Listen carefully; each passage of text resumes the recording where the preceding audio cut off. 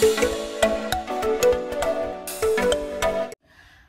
guys, welcome back to our channel. So hari ini kita akan membahas tentang visa, tanya jawab tentang visa Australia.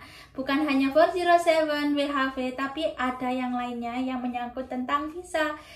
Dan seperti yang kita omongkan kemarin, kita akan privacy setiap pertanyaan setiap orang yang bertanya ke kita. Tapi guys, sebelum video dimulai, jangan lupa subscribe. Oke. Hai, apa kabar? Saya titik-titik dari Indonesia. Sekarang kerja di Saudi Arabia sebagai chef di restoran di sini. Saya ingin meneruskan kerja ke Australia. Kamu punyakah sponsorship yang bisa bantu saya buat visa kerja? Saya kerja di bidang chef. Jadi guys, untuk sponsorship itu sendiri, saya tidak bisa mencarikan sponsor dikarenakan saya bukan agent dan saya tidak bisa mencarikan sponsorship buat kalian. Jadi untuk visa 407 itu sendiri, kalian harus mencari sponsor sendiri-sendiri. Jadi kalian ke sini dan sponsor itu akan menominasikan kalian, nama kalian, dan kalian di-invite ke sini dan kalian apply visa itu tadi. Jadi saya tidak bisa mencarikan sponsorship karena walaupun bisa, saya bukan termasuk kriteria yang bisa mendapatkan sponsorship itu sendiri.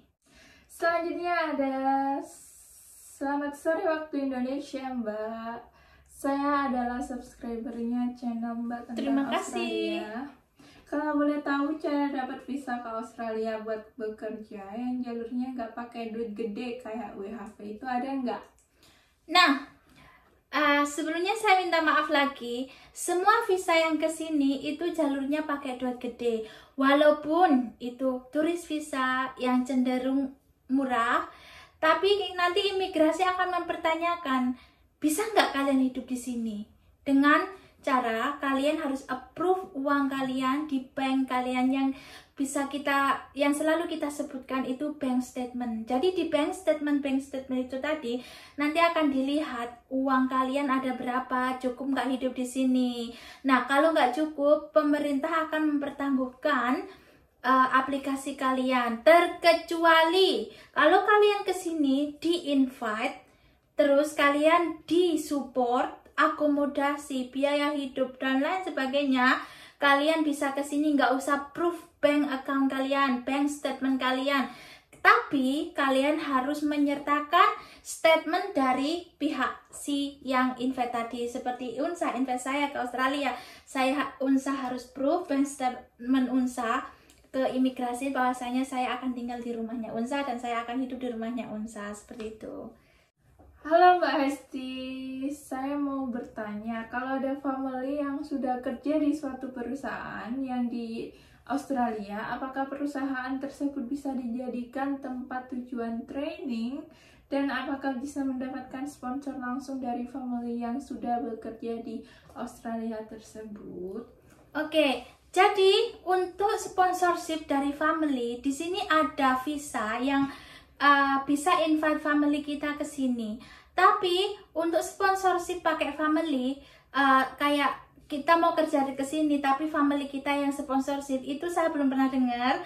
Jadi kalau saudara kamu bekerja di suatu perusahaan dan kamu menginginkan family kamu sponsorin kamu, tapi di perusahaan itu, jadi perusahaan itu harus sponsorin kamu, menominasikan kamu dan mengapply dirinya sendiri bahwa si perusahaan tadi mau menjadi temporary sponsorship buat kamu untuk training, bukan family kamu yang mau menginvite kamu untuk sponsorship ke sini untuk training. Jadi setiap sponsorship itu ada kriterianya. Jadi mereka ada kayak eligible, kayak kamu bisa ada persyaratan-persyaratan tersendiri yang harus terpenuhi untuk menjadi sponsorship. Nggak sembarang orang bisa menjadi sponsorship. Kalau seandainya saya bisa menjadi sponsorship, saya akan menjadi sponsorship untuk adik saya ke sini yang cowok, saya bisa bawa si A, si B, si C, dan lain sebagainya. Tapi karena ada kriteria tersendiri yang syarat-syarat tersendiri, jadi kita nggak bisa untuk menjadi sponsorship. Walaupun saudara kalian kerja di satu perusahaan itu dan saudara kalian mau jadi sponsornya. Untuk visa 407 nggak bisa. Kalian harus si perusahaan tadi yang apply ke imigrasi untuk menjadi temporary sponsorship dan kalian dinominasikan, nama kalian tercantum. Nah, setelah kalian di-approve baru kalian bisa ke sini. Itu jawaban dari saya. Untuk kalian yang bertanya ke New Zealand, ke negara mana, maaf saya nggak bisa menjawab karena New Zealand dan Australia itu beda negara, ya kan? Kamu pakai visa kan ya? Iya. Iya, dia harus apply visa untuk ke New Zealand. Dan sekarang saya statusnya PR, saya pun harus apply visa ke New Zealand. Nggak seperti dulu. Dulu kita bisa dapat visa di dalam gitu, dapat visa di dalam. Tapi sekarang nggak, kita harus apply dulu baru pergi ke New Zealand. Oke, selanjutnya. Hai Kak, apa kabar? Aku Aku sudah subscribe YouTube-nya Kakak. Oh ya Kak, aku mau tanya, visa 407 bisa buat kerja masa berlakunya 2 tahun. Kalau aku kerja di Australia, kontrak perusahaan 1 tahun, terus aku pindah cari tempat kerja baru, apa bisa Kak? Tolong dijawab ya Kak, makasih. Oke, untuk visa kerja 407, memang di situ kalian bisa tinggal up to 2 years. Tapi kalau kontrak kerja kalian yang disubmit oleh pihak perusahaan tadi cuma 1 tahun, pastinya kalian dapat 1 tahun dong, nggak mungkin dapat 2 tahun. Dan untuk mencari pekerjaan yang lain di Australia dengan memakai visa 407 itu sendiri, kalian harus apply lagi, sama prosedurnya sama seperti di awal. Jadi kalian harus memulainya dari awal, nggak jam ke sana dan ke sini, nggak seperti itu. Tapi kalau kalian seandainya student visa ke sini, kalian kan kalian sekolah nih ke sini, harus sekolah. Ada yang tanya sih, itu si Unsa dia ke sini emang harus sekolah. Nah, status dia student visa, dia harus ke sini benar-benar sekolah. Benar-benar sekolah dan kamu harus sekolah. Dan kamu harus benar sekolah, nggak seperti kamu student visa terus kamu kesini kerja nggak sekolah, itu salah. Itu namanya ilegal. Kalian bisa dilaporkan ke imigrasi bahwasanya kalian nggak attend di sekolahan itu tadi. Jadi nanti setiap masuk kelas itu ada attendersnya.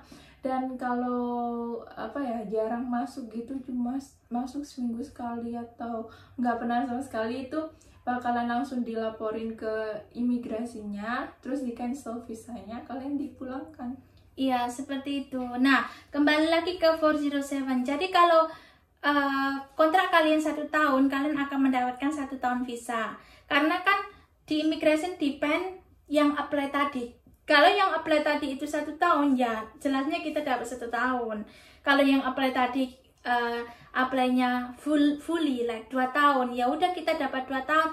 Tapi ke satu perusahaan itu tadi mendapatkan jangka waktu 5 tahun. Kalau seandainya kalian training di satu perusahaan ini dan ternyata kalian masih ingin training di satu perusahaan ini tadi, kalian bisa recontinue. Jadi sama, perusahaan yang sama. Seperti itu.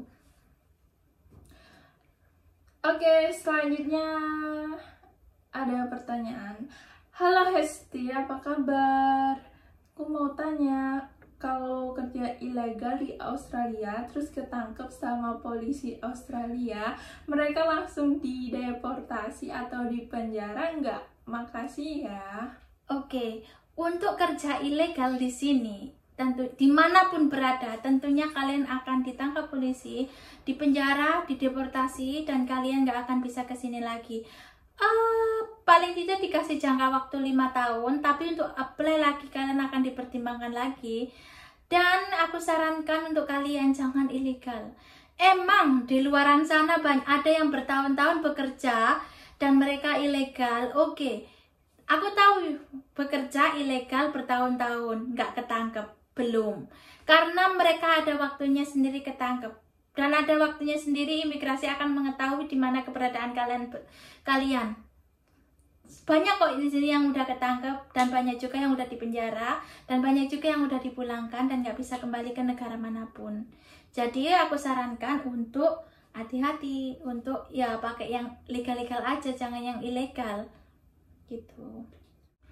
Oke guys, terima kasih sudah menonton video dari kita. Itu tadi pertanyaan-pertanyaan dari yang kita sharing, yang kiranya perlu membutuhkan jawaban yang panjang. Mohon maaf kalau ada kesalahan kata. Dan jangan lupa